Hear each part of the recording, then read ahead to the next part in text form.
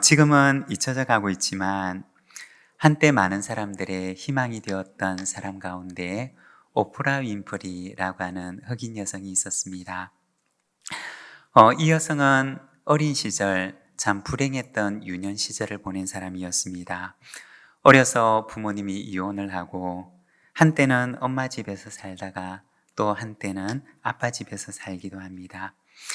불안 환경 속에서 마약에 노출이 되기도 하고 성폭력을 경험하기도 하고 또 미혼모로 출산을 하는 불행한 경험을 하기도 합니다.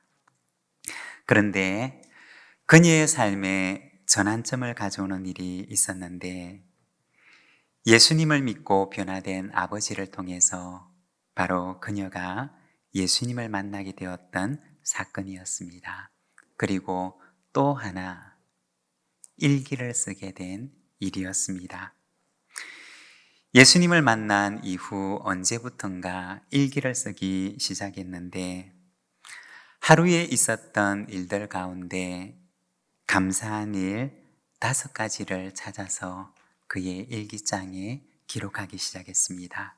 그런데 이 일기가 그녀의 삶을 변화시켰던 것입니다. 불행으로만 가득 찬 줄 알았는데 그런데 내 인생에 감사한 일이 이토록 많다는 사실을 알게 되었던 것입니다. 여러분, 우리의 삶 속에, 우리의 하루 속에 감사할 수 있는 일이 몇 가지나 있을까요? 하루에 5가지 감사 제목을 찾아서 적어보시기를 바랍니다. 불행으로 가득 찬 것 같은 내 인생처럼 보이지만 그러나 그곳에 하나님께서 허락하신 보석처럼 빛나는 감사의 제목들을 발견하게 될 것입니다. 저와 여러분의 인생이 감사의 인생이 되시기를 바랍니다.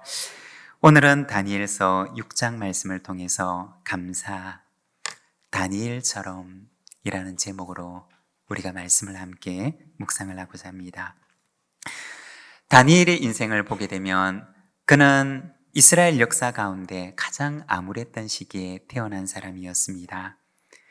이스라엘 역사를 보게 되면 가장 고통스러운 시기가 있었는데 애굽에서 노예로 살았던 430년의 시간과 그리고 바벨론에서 포로로 지냈던 70년의 시간이었습니다.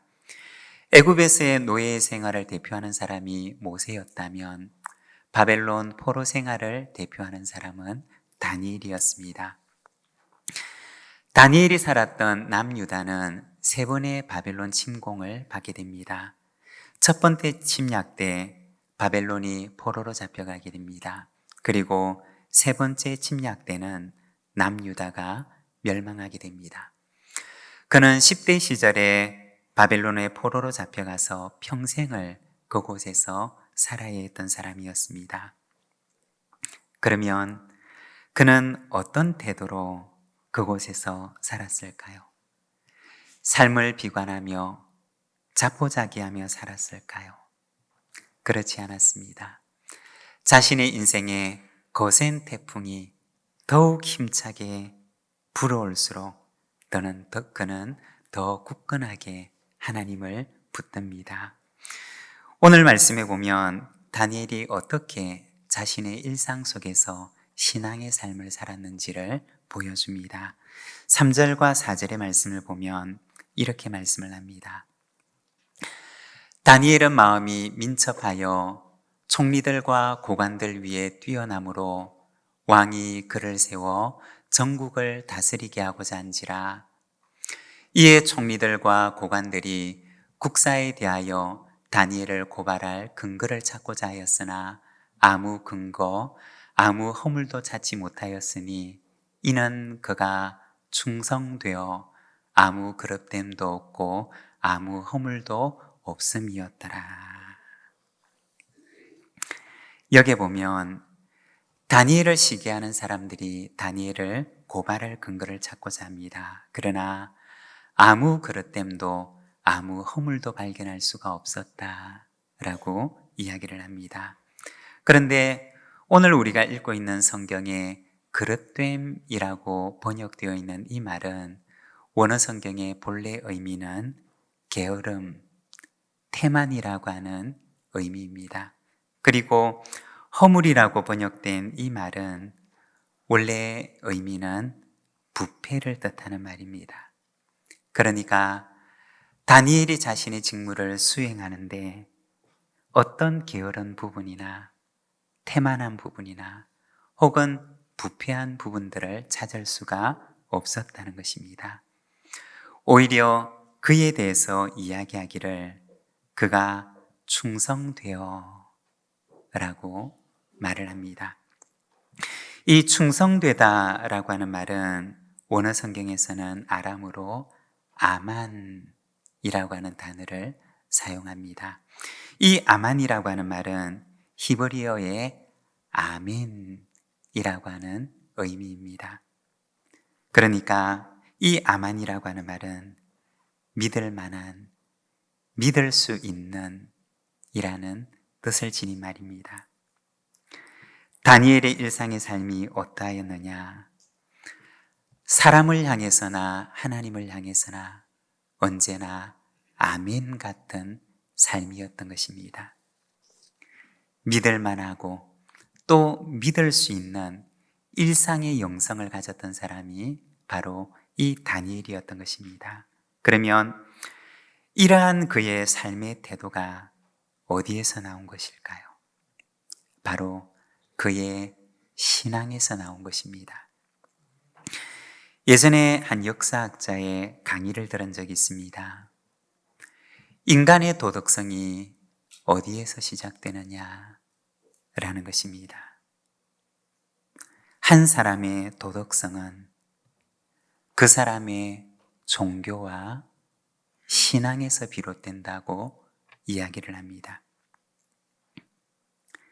왜냐하면 이 도덕이라고 하는 것은 바로 그 사람의 종교와 신앙에 뿌리를 두고 있기 때문입니다. 그렇기 때문에 그가 가지고 있는 종교가 비도덕적이고 또 음란하다면 그 개인이나 사회의 도덕성이 비도덕적이 되고 또 타락하고 문란하게 된다는 것입니다. 잠깐 언급을 하면 이번 안식년 기간 중에 바울의 전도 여행 코스를 따라서 순례를 하게 되었습니다. 바울이 전도를 할 그 당시에 바울이 다녔던 그 지역의 주된 종교가 무엇이었느냐? 바로 그리스 로마 신화가 그들의 주된 신앙을 이루고 있었습니다. 그 신화 속에 나오는 신들의 이야기가 바로 그들의 삶의 근거가 되는 그러한 신앙의 중심을 이루고 있었다는 것입니다. 그런데 그 신화에 나오는 이야기들을 보게 되면, 그 신들의 모습을 보게 되면 그들은 결코 도덕적이지가 않습니다. 비도덕적이고 또 성적으로도 얼마나 타락하고 문란한지 모릅니다. 이러한 종교의 영향을 받았던 그리스 로마 사회의 도덕과 윤리가 어땠느냐? 그들이 배웠던, 그들이 알고 있는 그 신화의 이야기를 따라서 극도로 문란해져 가는 것을 우리는 보게 됩니다. 종교는 우리의 일상과 결코 무관하지 않다는 것입니다. 다니엘의 충성된 일상은 어디에서 나온 것일까요? 바로 그의 가슴 속에 있는, 그의 영혼 속에 있는 신앙에서 나온 것이었습니다. 여러분, 우리의 일상 속에 신앙을 담는 삶을 살아가시기를 바랍니다. 바로 그 사람이 일상을 거룩하게 하는 참된 그리스도인입니다. 오늘은 다니엘의 신앙과 삶에 대해서 우리가 몇 가지를 함께 묵상을 하고자 합니다. 먼저 첫 번째는 희락의 삶입니다. 성경을 보게 되면 성령의 9가지 열매 가운데 희락의 열매라고 하는 것이 있습니다. 이 희락이라고 하는 말은 다른 말로 표현을 하게 되면 염려를 이기는 기쁨입니다. 그런데 만일에 우리가 우리 기쁨의 이유를 우리 삶을 둘러싸고 있는 어떤 조건에 두게 된다면 우리의 기쁨은 그 조건이 변하는 것에 따라서 항상 요동치게 될 것입니다. 하지만 성경에서 말하는 희락이라고 하는 것은 그 기쁨의 이유를 내 삶을 둘러싸는 마치 물결과 같은 그러한 조건들에 두는 것이 아니라 기쁨의 이유를 하나님께 두는 것을 말하는 것입니다. 변함없이 나를 사랑하시는 하나님, 변함없이 내 인생을 아름답게 인도하시는 그 하나님, 그 하나님의 신실함에 우리의 기쁨의 이유를 두게 될 때 내 인생을 둘러싸고 있는 여러 가지 조건들이 시시각각 변해도 우리는 그럼에도 기뻐할 수가 있는 것입니다. 다니엘의 삶을 보게 되면 다니엘을 둘러싸고 있는 조건들과 상황들은 마치 흔들리는 바다의 물결과도 같이 시시각각 변할 때가 많이 있었습니다. 그런데 만일에 다니엘이 자신의 행복의 이유, 자신의 기쁨의 이유, 자신의 감사의 이유들을 이 시시각각 변하는 그러한 조건들 속에서 찾았더라면 어떻게 되었을까요? 그는 그 바벨론에서 살아가는 삶 속에 그는 쉽게 낙망하고 좌절하게 되었을 것입니다. 그러나 다니엘의 삶을 보게 되면 그는 변하지 않는 신실한 모습으로 살아갑니다. 그의 신실함은 어디에서 온 것일까요? 바로 그는 그의 기쁨의 이유를 변하지 않는 언제나 신실한, 지금도 내 인생을 아름답게 이끌어 가시는 그 신실한 하나님께 두었기 때문이었습니다. 내 길을 인도하시는 하나님, 내 삶을 결국에는 아름답게 인도하실 하나님의 선한 섭리를 믿었기 때문에 그는 세상의 조건들이 변할지라도 그것이 침범할 수 없는 희락의 사람으로 살아갔던 것입니다. 여러분, 우리에게는 이러한 희락이 있습니까? 세상의 조건이 변해도 하나님만을 바라봄으로 기뻐하는 희락의 삶이 우리에게는 있습니까? 우리의 희락의 이유가 삶의 조건이 아니라 하나님께 있는 저와 여러분의 삶이 되시기를 바랍니다. 그리고 두 번째, 다니엘의 신앙의 삶은 기도의 삶이었습니다. 10절 말씀을 우리가 함께 봉독하겠습니다. 다니엘이 이 조서에 왕의 도장이 찍힌 것을 알고도 자기 집에 돌아가서는 윗방에 올라가 예루살렘으로 향한 창문을 열고 전에 하던 대로 하루 3번씩 무릎을 꿇고 기도하며 그의 하나님께 감사하였더라. 아멘. 여기 보면 하루에 3번 하나님께 기도하는 다니엘의 모습을 보여줍니다. 여기서 우리가 한 가지 주목할 단어가 있다면 전에 하던 대로 라는 말입니다. 다니엘이 어떻게 기도했느냐? 전에 하던 대로 하루에 3번씩 무릎을 꿇고 하나님 앞에 기도했던 것입니다. 바로 기도하는 것이 그의 삶이 되었고 그의 습관이 되었고 그의 인생이 되었던 것입니다. 그리고 10절에 보면 예루살렘으로 향한 창문을 열고 라고 이야기를 합니다. 다니엘은 기도할 때 예루살렘을 향해 창을 열고 하나님 앞에 기도합니다. 그가 언제부터 이렇게 했을까요? 아마 바벨론의 포로로 잡혀오던 10대 시절부터 그는 이렇게 기도했을 것입니다. 그러면 언제까지 그는 이렇게 기도할까요? 포로에서 해방이 선포되는 고레스 왕 때까지 그는 이렇게 기도합니다. 역대하 6장 37절에서 39절에 보면 예루살렘 성전을 완성하고 난 뒤에 솔로몬 왕이 하나님 앞에 기도하는 내용이 나오는데 말씀을 보면 그는 이렇게 기도를 합니다. 그들이 사로잡혀간 땅에서 스스로 깨닫고 그들을 사로잡은 자들의 땅에서 돌이켜 주께 간구하기를 우리가 범죄하여 패역을 행하며 악을 행하였나이다 하며 자기들을 사로잡아간 적국의 땅에서 온 마음과 온 뜻으로 주께 돌아와서 주께서 그들의 조상들에게 주신 땅과 주께서 택하신 성과 내가 주의 이름을 위하여 건축한 성전 있는 쪽을 향하여 기도하거든 주는 계신 곳 하늘에서 그들의 기도와 간구를 들으시고 그들의 일을 돌보시오며 주께 범죄한 주의 백성을 용서하옵소서.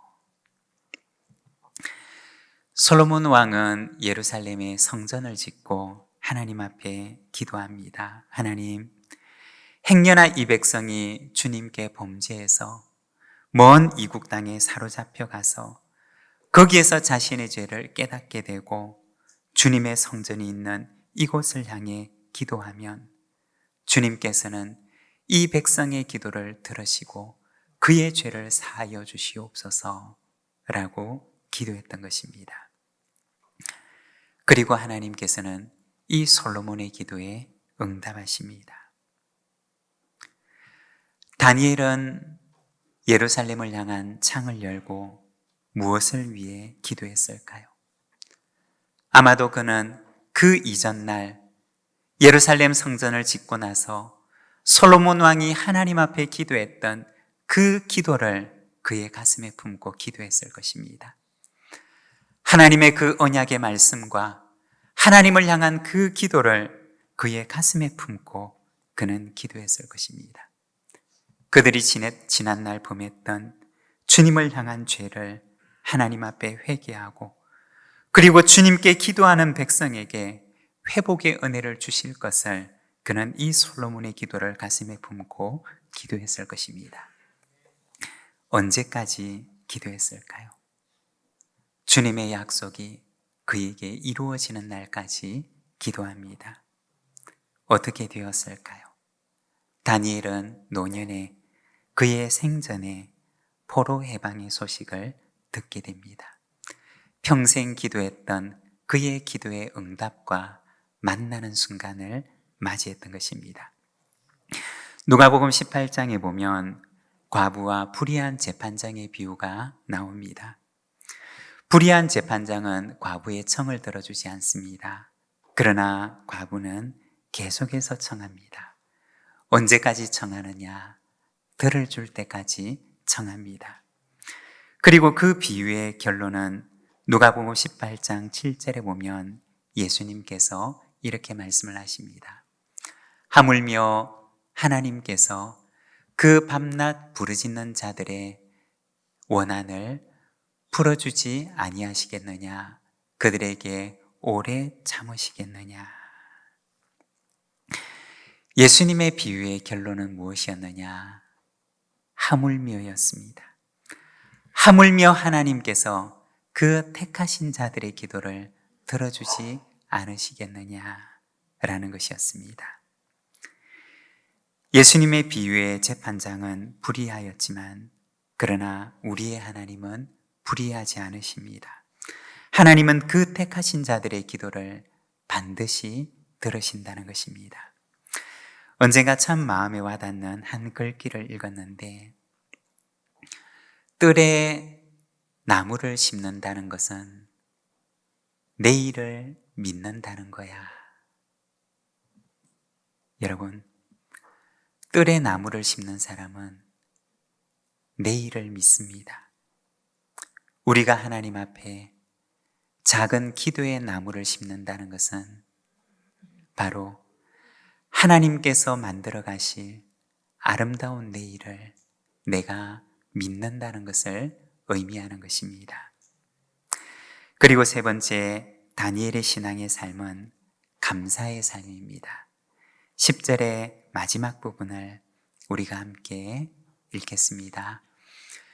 그의 하나님께 감사하였더라. 아멘. 오늘 우리가 읽고 있는 이 본문의 마지막은 이렇게 마칩니다. 그의 하나님께 감사하였더라. 다니엘이 감사할 수 있는 조건은 무엇이 있었을까요? 왕이 아닌 다른 누군가에게 기도하면 사자굴에 던져 넣는다고 하는 조서가 반포되었는데, 그러한 상황에서 무엇을 감사할 수 있었을까요? 그렇지만 그는 윗방으로 올라가 예루살렘으로 향한 창문을 열고 하나님께 감사합니다. 다니엘의 감사는 어떤 감사일까요? 그것은 범사의 감사입니다.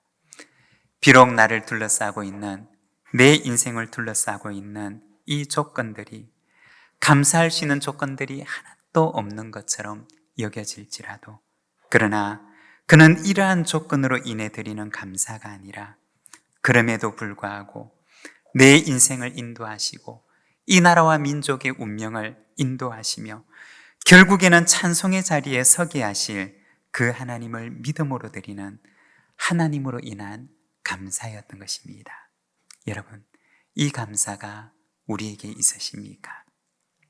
이 시간 우리가 함께 잠깐 찬양하기를 원하는데, 감사라고 하는 제목의 찬양입니다. 아마 좀 익숙하지 않은 찬양일 것입니다. 하지만 우리가 가사를 보면서 하나님, 제가 감사로 내 마음을 결단하며 그리 아니하실지라도 내가 주님 앞에 감사하며 살겠습니다. 우리 고백하는 마음을 담아서 우리 찬양을 같이 한번 불러보겠습니다. 오늘 숨을 쉬는 것 감사, 나를 구원하신 것 감사, 내 뜻대로 안 돼도 주가 인도하신 것 모든 것 감사, 내게 주신 모든 것 감사, 때론 가져가심도 감사, 내게 고난 주셔서 주 뜻 알게 하신 것 모든 것 감사, 주님 감사해요, 주님 감사해요, 내가 여기까지 온 것도 은혜입니다. 주님 감사해요, 주님 감사해요, 나를 사랑하신 주 사랑 감사합니다. 항상 주 안에 있음 감사, 참된 소망 주심도 감사,